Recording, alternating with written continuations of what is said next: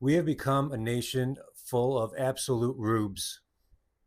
If you don't know what a rube is, RUBE, basically means a very easily manipulated fool that's just easily entertained and easily controlled. It's the truth. And if it makes you upset, it shouldn't. I mean, if it makes you upset, you should be on my side. Kind of see what I'm seeing. If it makes you upset, then maybe you need to wake up. And it hurts. The truth always hurts. And the truth always pisses you off at first. But that's the ego in the way. That's that ego that's been built up by this machine. They all built these egos thinking that we're going to do something great and we're going to be something big. We're going to be a rock star. We're going to be a CEO. We're going to be a whatever. You get where I'm going here. I'm just so annoyed, and I hold back on this channel and I'm not going to anymore. Why? I know I'm a good person. I know I have a good heart and I have to speak up. I can't, if I'm chosen to speak up, then I'm chosen to speak up. And here it is. I mean, it's just across the board. And then you realize, I realize I'm so happy I never made it. The last, I'd say, couple of years, I've realized I'm so happy I never made it as a rock star. And some record company doesn't own my ass. And I'm beholden to whatever they want me to sound like and where they want me to play. And if you don't hold up your bargain and you're making money for them and you're not useful anymore, they get rid of you. Signing your soul to the devil. People take these things so literal, just like the Bible. Yeah, I'm going there. Just like the Bible, and it makes me upset because I was one of these people long, long ago, and it never made sense because it's not meant to be taken literal. These things are metaphors, and they signify other things. Signing your soul. Here we go. Here's a topic. It's what we're seeing. It's what we see on our screens and what we have seen. And until you understand it and see it for yourself, I can't do. I hate when people say, "Well, show me the proof. Show me the proof." You guys got to do your own. I hate to even call it homework. You got to do your own due diligence in life, man. You can't just trust everything you see and just say, "Oh, I love that band. They're so cool." Meanwhile, they're cheating on their wives, Dave Grohl, or they're in the demonic shit or whatever the case. Don't worship these idols. I used to do the same thing. I used to want my MTV, and I still want my MTV back some days. And some stuff I probably wouldn't give attention to now that I know what I know. Probably a good half of it. Who knows? But you can't just look the other way. The thing that got me really, it really just got me is this whole Black Sabbath thing that became an Ozzy worshiping ceremony, and the whole respect for Sabbath was lost. But even to have that, like, why do we need that? Why do we need? Some bands never got a send off, and never got respect. What's the respect? The respect is we went for decades to your concerts. We went for decades and bought your albums every time it came out. We pushed your band. We wore your T-shirts. That's not enough respect. We got to kiss your ass one last time, Ozzy, and sit down. Like, this is what I'm saying. There's a line that is crossed that we all cross, and I used to do it too. And you can talk shit and make fun, and maybe you're right. I got the Jordan posters. You could say I'm worshiping Jordan. I got this mini statues of basketball players here. Maybe I still got some work to do. But there's a thing. It's where your heart is, and there used to be a standard. Okay, if you look around the room, you're going to see something. You're going to see a unifying theme. There's no bums on my walls. You know what I mean? There's all greatness and talent. You know what I'm saying? There's a standard. There's no bums on my wall. I got a whole shelf dedicated to Kurt Rambis.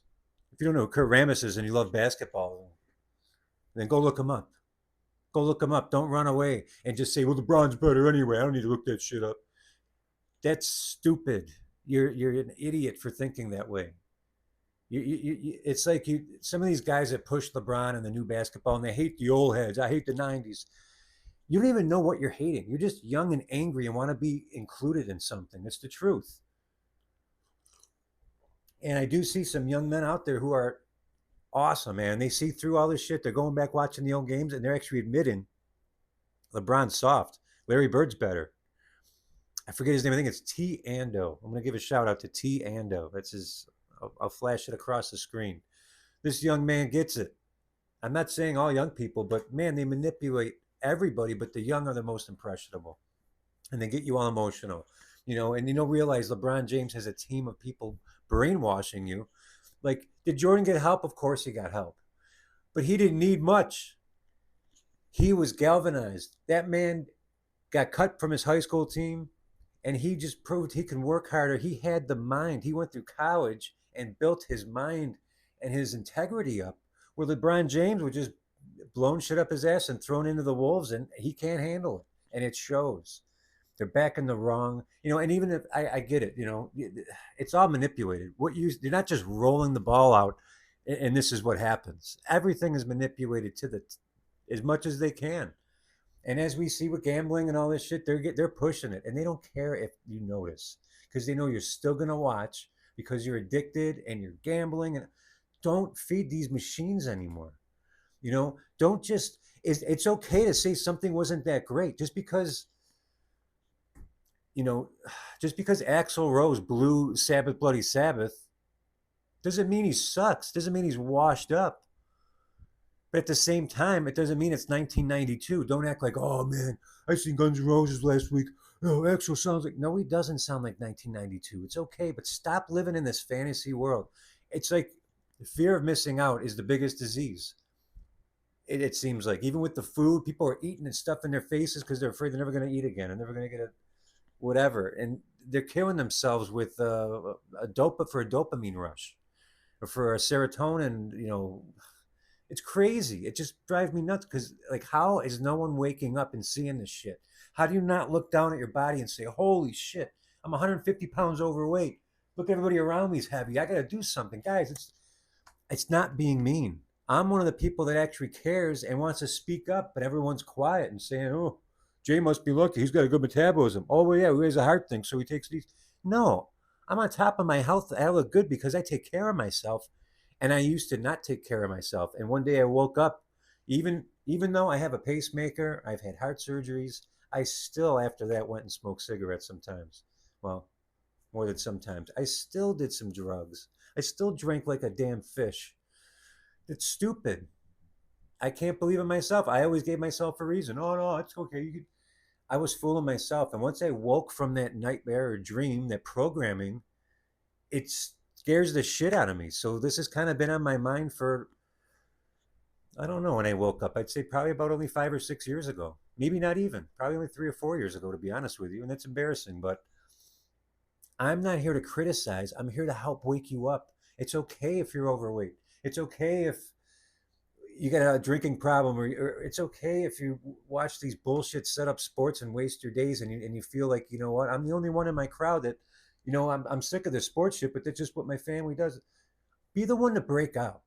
Be the one to take your own life over. You deserve a standard, is my whole point here. I remember as a kid too, even in my teens, there used to be, when the Eagles came back, Hell Freezes Over tour, right? Oh, I hate saying it. Hell Freezes Over tour. People were actually wondering, are they going to be good? Is it going to be? There was an expectation. The Stones, forever, they said, when are they going to hang it up? Can they still do it? This was they were in their 40s. And now, yeah, they're still pulling it off. They are, but they're tired. And how many times do they need to keep going out? Well, they signed a contract for life, so that's why they still play. That's why Bob Dylan still plays. That's why Frankie Valli still goes up and lip syncs like a zombie, because he has to.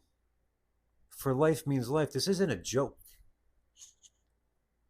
Selling your soul to the devil for life isn't a joke, and it doesn't exactly mean that. There's not one devil. You know what I mean? Like, all these things, I can't believe we need explanation for these things.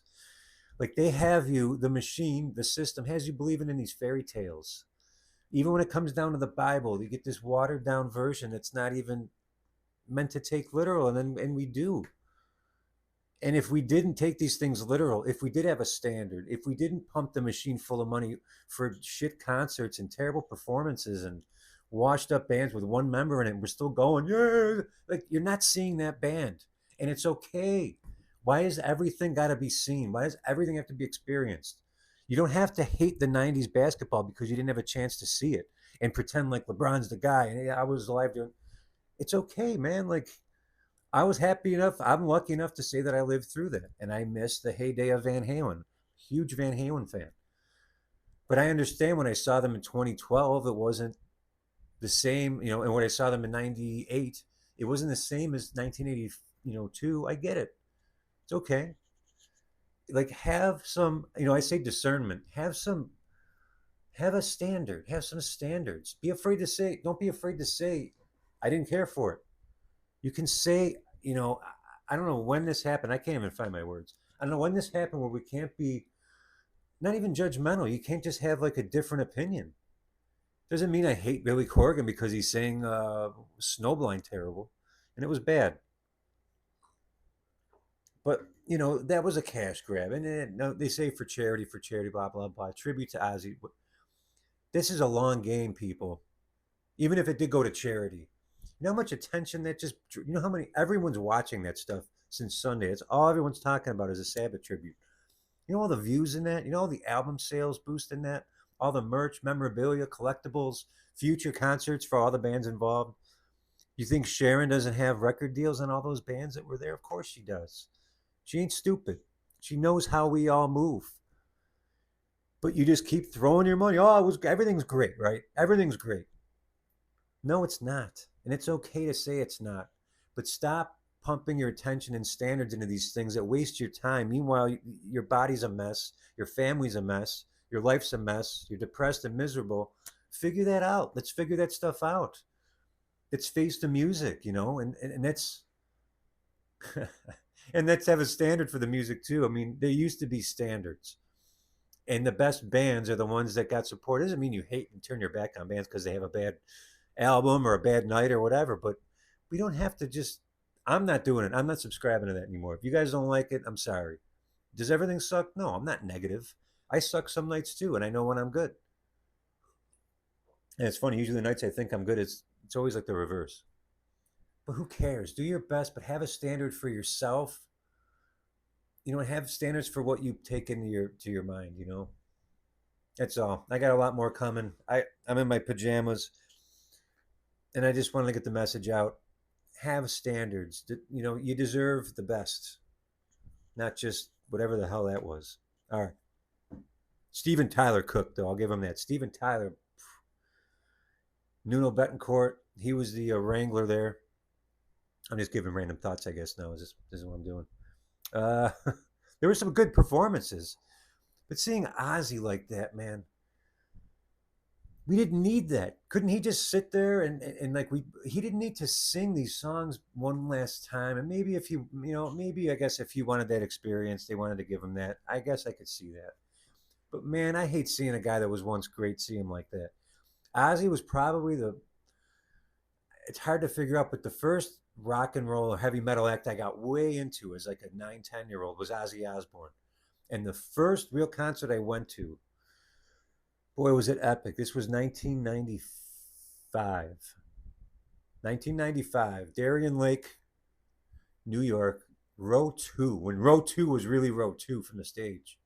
Well, there was the barrier, but row two, I was 16. My friends were all 16.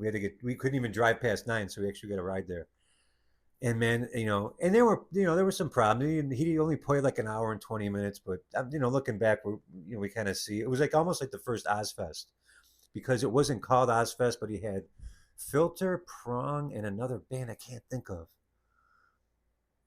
But it was killer, man. It was awesome. He ran out. He was still in good shape. He was throwing the buckets. He had this big water hose.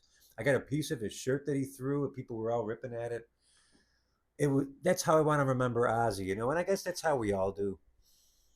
But it reminded me of all these subpar performances that are just in our everyday life, and we're paying all this money for these concerts that suck. And half these bands that the band's not even in. It's not even the original band or close to it. Don't just give your attention away to something. I don't go to shows anymore either. It's got to be great, or I'm not going to go, or it's got to be fun and something from the heart. You can't force this shit.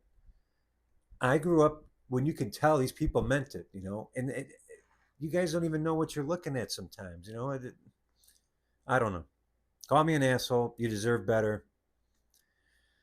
We'll see you next time. We'll talk about something else here. But boy, it just made me think, man, why did we just take such shit and just everyone across the board? Oh, it was great. It was great. It was great. No, it wasn't.